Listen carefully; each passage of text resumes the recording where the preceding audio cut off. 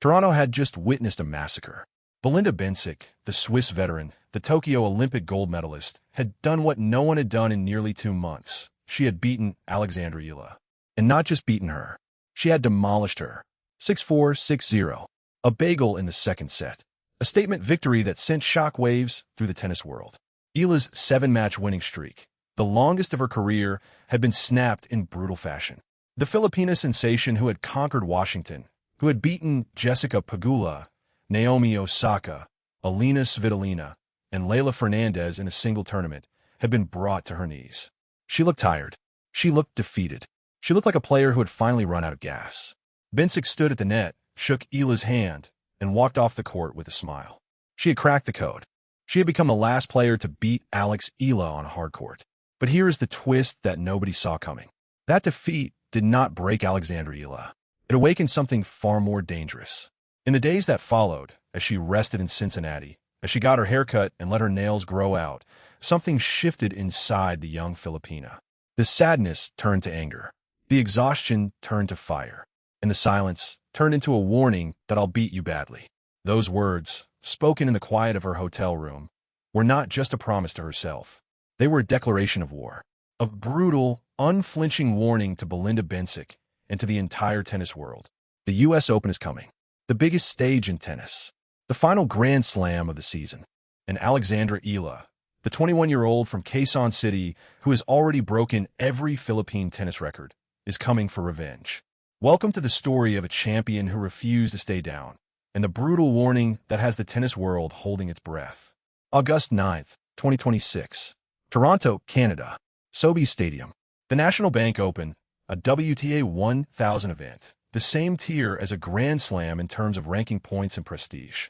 The stands were packed with Filipino fans, their flags waving proudly, their voices echoing through the stadium. They had come to witness history. They had come to see their heroine extend her winning streak to 8 matches. Instead, they witnessed a nightmare. Eala entered the match, carrying the weight of an extraordinary run. She had just won her first WTA Tour title at the Washington Open, becoming the first player from the Philippines, male or female, to win a tour-level singles title. Her path to the trophy had been a gauntlet of champions. Olympic gold medalist Zhang Qinwen, defending champion Leylah Fernandez, world number 10 Elina Svitolina, 4-time Grand Slam champion Naomi Osaka, and world number 3. She had then flown directly to Toronto, wasting no time to celebrate, and continued her winning ways with victories over Alicia Parks and 𝗕𝗲𝗅. But the fatigue was evident. Eala had played more matches than anyone else on the WTA Tour, and her body was beginning to show the strain. She looked especially tired in her matches against McNally and Bencic, her movement less sharp, her shots less precise than they'd been in recent performances. And then came Bencic, the Swiss veteran, a former world number 4 and the Tokyo Olympic gold medalist, was a player who had seen it all. She had won tournaments, beaten legends, and knew exactly how to handle rising stars. And against Eala, she was relentless. Bencic jumped to an early break lead at 2-1 in the first set. She attacked Eala's serve off the return, standing close to the baseline and unleashing powerful ground strokes. Despite this, Eala showcased her resolve by breaking Bencic's serve twice in the opening set. At 4-4, with Eala serving, Bencic had another breakpoint. Eala hit a powerful serve that Bencic barely returned. It allowed Eala to move forward with an open court, but she hit her forehand back toward Bencic, who executed a perfect lob over Eala, giving the Swiss player the break. It was a missed opportunity for Eala and foreshadowed the rest of the match. Eala's movement was less sharp and her shots were less precise than they'd been in recent performances. She continued to struggle with her serve, and her opponent pounced on the opportunity. Bencic raced to a double-break lead over Eala in the second set, dictating the pace with blazing shots from the baseline. Eala had no answers. The final scoreline was devastating. 6-4, 6-0. A bagel in the second set. A defeat that ended Eala's 7-match winning streak in brutal fashion. Bencic's dominance against left-handed opponents like Eala was on full display as she improved her record against lefties to 10-0 since 2024. As Eala left the court, the Filipino fans in Toronto serenaded her with cheers as she waved in blue kisses to the crowd. But the smile on her face could not hide the pain in her eyes. She had been humbled, she had been exposed, and she had been given a brutal lesson in what it takes to compete at the highest level. "I'm a bit tired and sad about the match," Eala would later admit in her press conference. "But I'm healthy, which is something I'm super grateful for." Bencic, for her part, was gracious in victory. "I know most of you guys were cheering for Alex, but I still have to say it was very nice for me to play in front of you all," she said. But her words were cold comfort for Eala. The defeat had exposed a vulnerability that the tennis world had been waiting to see.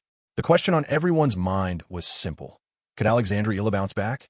August 10th to 12th, 2026. Cincinnati, Ohio. A hotel room. A quiet space away from the cameras, the fans, and the pressure. Eala had arrived in Cincinnati with a single goal: to rest. She had played 8 matches in roughly 12 days, winning 7 in impressive fashion. Her body was exhausted. Her mind was drained. She needed time to recover before the final WTA 1000 event before the US Open. "I definitely will take maybe 2 days off," she had said in Toronto. "I need to get a haircut. My nails are grown out. I'll reunite with some friends in Cincinnati and just try to have fun. I'll be back on court like that." But rest was not the only thing on her mind. The defeat to Bencic had stung in a way that few losses had. It wasn't just that she had lost. It was how she had lost. The bagel in the second set. The feeling of helplessness as Bencic dictated every rally. The knowledge that she had been outplayed, outmaneuvered, and outclassed. "I'm taking the lessons that I've had from these 2 weeks and hopefully implementing them even more in a better way in Cincinnati and New York," Eala had said. But the lessons were not just tactical. They were emotional. The defeat had awakened something inside her, a fire that had been flickering but was now burning bright. Eala had already achieved more than anyone expected. She had become the first Filipino to win a WTA Tour title. She had reached a career-high ranking of number 20 in the world. She had beaten 7 top 10 players in a single season. She had become the biggest draw in women's tennis, a phenomenon that was breaking ticket records wherever she played. But none of that mattered in the moment of defeat. All that mattered was the scoreline, 6-4, 6-0. All that mattered was the knowledge that Belinda Bencic had beaten her badly. The Swiss veteran had become the last player to beat Eala on a hard court. And that distinction, that unwanted title, burned inside the young Filipina. She had faced adversity before. She had been told to withdraw from tournaments due to fitness concerns. She had been fined $50,000 by the WTA. She had been overlooked for elite player development camps. And she had overcome every obstacle. This would be no different. "I'm going to take the lessons I've learned these past 2 weeks and hope to apply them even better in Cincinnati and New York," Eala had promised.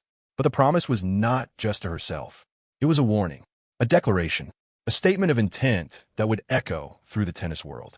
Belinda Bencic had beaten her once, but Alexandra Eala was determined to make sure it would never happen again. August 2026. Cincinnati, Ohio. The Lindner Family Tennis Center. The Cincinnati Open, the final WTA 1000 event before the US Open, had begun. Eala, the number 17 seed, had received a first-round bye, giving her extra time to prepare. But the preparation was not just physical. It was mental. It was emotional. It was a reckoning with the demons that had haunted her since that night in Toronto. Eala had been unusually quiet in the days following her defeat. She had rested, recovered, and reflected. She had thought about every point, every shot, every missed opportunity. She had replayed the match in her mind countless times, searching for answers.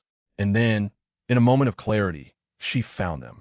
She had been too passive, too reactive, too willing to let Bencic dictate the pace. She had allowed the Swiss veteran to attack her serve, to stand close to the baseline, to unleash powerful ground strokes without fear of reprisal. That would not happen again. In the quiet of her hotel room, Eala made a promise to herself.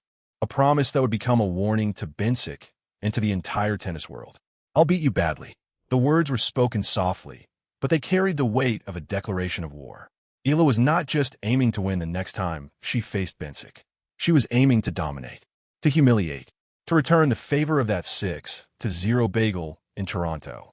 The tennis world had seen Eala's fighting spirit before. They had seen her come back from a set down to beat Jessica Pegula in the Washington final. They had seen her battle through grueling matches against Alicia Parks and 𝗕𝗲𝗅 in Toronto. But they had never seen her like this, fueled by revenge, driven by anger, determined to prove that the defeat in Toronto was an aberration, not a reflection of her true ability. Eala's warning was not just about Bencic. It was about the entire WTA Tour. It was a message to every player who thought they could beat her, every opponent who thought she was vulnerable, every critic who doubted her staying power. She was not just a flash in the pan. She was not just a media creation. She was a champion, and champions don't stay down for long. The Cincinnati Open was the first step on her road to redemption. The U.S. Open was the ultimate destination, and Belinda Bencic was the target. Eala had given her warning. Now, she would have to deliver on it. August 2026. The U.S. Open. Flushing Meadows, New York. The biggest stage in tennis. The final Grand Slam of the season. And for Alexandra Eala, the opportunity of a lifetime. Eala had already made history at the U.S. Open. In 2025, she had become the first player from the Philippines to win a Grand Slam singles match in the Open era. That victory over 𝗕𝗲𝗏 had been a breakthrough moment, a sign of things to come. Now, she was returning to New York as a completely different player. She was ranked number 20 in the world, a career high that placed her firmly among the global elite. She had won her first WTA Tour title in Washington. She had reached the 4th round of Wimbledon.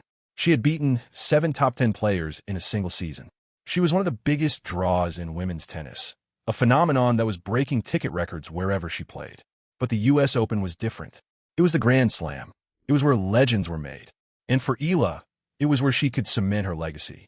The stakes could not have been higher. Eala was projected to be a seeded player in the main draw, a reflection of her meteoric rise. She would be playing on the biggest courts, in front of the biggest crowds, against the best players in the world. And lurking the draw was Belinda Bencic. The Swiss veteran had beaten Eala badly in Toronto. She had exposed vulnerabilities in Eala's game, particularly her serve. She had shown that Eala could be beaten, that she was not invincible. But Eala had learned from that defeat. She had spent the weeks since Toronto working on her weaknesses, strengthening her serve, improving her movement, and sharpening her mental focus. The U.S. Open was her chance to prove that she had grown. It was her chance to show that the defeat in Toronto was a fluke, not a pattern. It was her chance to deliver on her warning to Bencic. I don't have a specific round in the U.S. Open that I say, oh, 𝗕𝗲𝗏𝗏. The way I approach tournaments, I'm match by match, round by round, Eala had said. But everyone knew what she was thinking. Everyone knew that she wanted another shot at Bencic. Everyone knew that she wanted revenge. The road to redemption would not be easy. The U.S. Open draw was stacked with champions. Aryna Sabalenka, Iga Swiatek, Coco Gauff, Elina Rybakina, and Jessica Pegula all loomed as potential obstacles. But Eala had beaten most of them before. She had proven that she could compete with anyone on any given day. And if she faced Bencic again, she would be ready. I'll beat you badly. The warning had been issued. Now it was time to deliver. August 2026. Flushing Meadows, New York. The U.S. Open. The biggest stage in tennis. And the moment of reckoning that Alexandra Eala had been waiting for. The stands are filled with Filipino flags, the same sea of red, white, and blue that followed Eala from Washington to Toronto and now to New York. The fans are loud, proud, and unwavering. They have traveled from across the United States, from Canada, from the Philippines itself, to witness history. Eala walks onto the court with the confidence of a champion. She has been here before. She knows what it takes to win, and she's ready to make a statement. Her opponent is a player she has faced before, a player who has beaten her, a player who has given her a brutal lesson in what it takes to compete at the highest level. But this is a different Eala. This is a player who has learned from her mistakes, a player who has worked on her weaknesses, a player who is fueled by revenge and driven by anger. From the very first point, Eala takes control. Her serve is dialed in, her ground strokes are precise, and her movement is effortless. The crowd roars with every point, their chants echoing through the stadium. The Filipina sensation is playing like a woman possessed. The match is a battle. As predicted, her opponent fights back, pushing Eala to her limits. But this time, Eala does not waver. She does not let the pressure rattle her. She does not let the ghosts of past losses creep back into her mind. She does what champions do. She regroups. She refocuses. And she unleashes a barrage of tennis that her opponent simply cannot handle. The victory is sealed. Eala advances, her U.S. Open campaign off to a winning start. The crowd erupts. The flags wave. And the tennis world takes notice. But Eala is not satisfied. She knows that the road ahead is long. She knows that there are more battles to fight, more obstacles to overcome, more champions to defeat. And she knows that somewhere in the draw, Belinda Bencic is waiting. I'll beat you badly. The warning was not just a promise to herself. It was a declaration to the world. A statement that she would not be defined by a single defeat. A reminder that she is a champion, and champions always find a way to win. From the cracked courts of Quezon City, where tennis was a luxury, to the center courts of New York, where she has become a symbol of pride for 90 million Filipinos, Alexandra Eala's journey is far from over. The U.S. Open is just another chapter in a story that is still being written. And with every victory, she moves closer to her ultimate goal, redemption. From the heartbreak of Toronto to the bright lights of New York, Alexandra Eala has proven that champions are not defined by their defeats, but by how they respond to them. Belinda Bencic may have beaten her once, but the Filipina sensation has issued a brutal warning to the Swiss veteran and to the entire tennis world. She will not stay down. She will not be silenced. And when the moment comes, she will deliver on her promise. I'll beat you badly. The U.S. Open is coming, and Alexandra Eala is ready for war.